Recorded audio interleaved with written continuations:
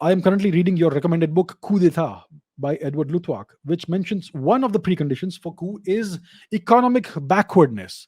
Whereas you and Dr. Luttwak in your podcast said a coup is possible in China, which is a country with the second highest GDP. So, how is a coup possible in China then? Please explain. Excellent question. I love it.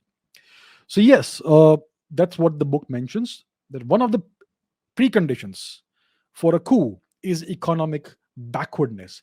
And I had this discussion with Dr. Luthwak in my podcast. It's available for you to watch. Brilliant podcast, brilliant conversation, brilliant guest. So, so we discussed the possibility of a coup in China, and he went into some detail about how a coup would be, a hypothetical coup in China would take place. So yes, he did agree that a coup is possible in China, but not in India, right? So one of the conditions is economic backwardness. Now you're saying that, and you're rightly saying China is the country with the second highest GDP in the world. So how is a coup possible then? Because one of the conditions is economic backwardness. Well, we're talking about the condition of the people, not the condition of the country. China has a population of 1.4 billion people.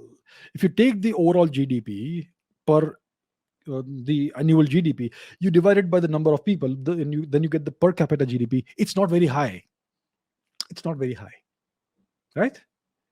So you can have a GDP of $1 bazillion, but if your population is a gazillion, then bazillion divided by gazillion is the actual uh, uh, indicator of economic progress or backwardness.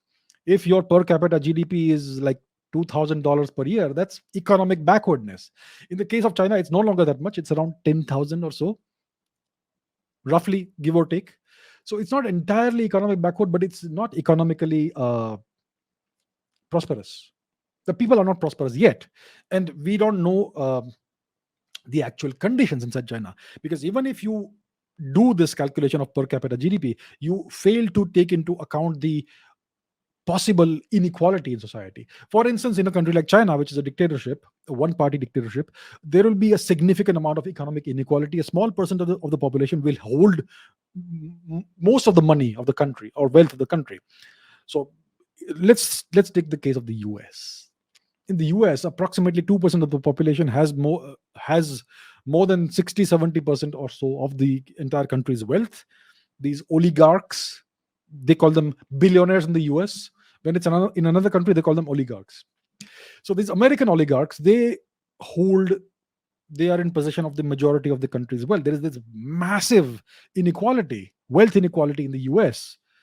And there are many people who survive by doing 2-3 jobs a day. They sleep 4 hours a day, and the rest of the time they're working just to put food on the table for their families. So I expect in China the situation may be similar or even worse, because the Chinese have tried to copy the American model of capitalism.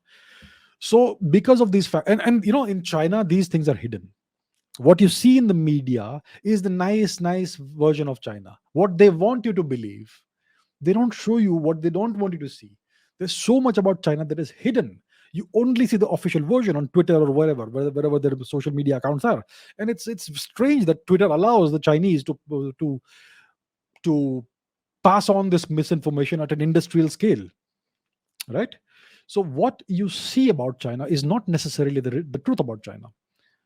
They are showing China as a beautiful heavenly nation full of forests and orchards and glimmering glittering cities and wealth and all that. There's a whole different part of China that they're not showing you, right? So that's the reason why a coup is very much possible in China.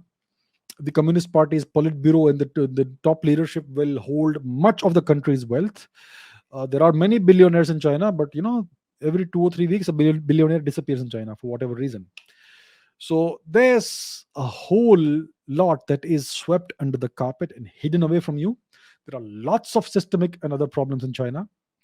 And that is the reason why, despite the high GDP of the country and despite the reasonably okay per capita GDP, the truths may be something very different. And most likely is very different. There's a great deal of poverty even now in China. They claim they have eliminated extreme poverty and all that. They also claim that there was no COVID in China for 2 years. Yeah. Do you believe that? So don't trust everything that you see. So that's why a coup is very much possible in China. And there are two other conditions as well, which I'm sure you have read about. If you all don't know about it, check out the book. There are three preconditions for a coup, and in China, all three are satisfied. And that's why it's a country that is likely to have a coup in the future, at least as long as the Communist Party is in power.